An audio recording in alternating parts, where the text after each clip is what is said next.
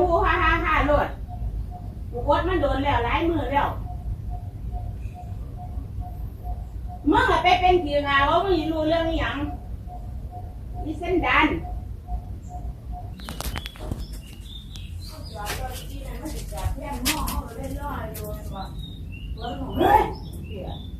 หันหน้ามากก่อน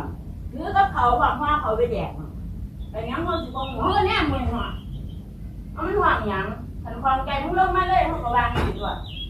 มึงจะวางไหนสันมันไล่เสียแล้วบอกมาเขานี่ทำเงี้ยกูอยู่หน้าบ้านมึงสิตายมึงก็เฝ้าตาย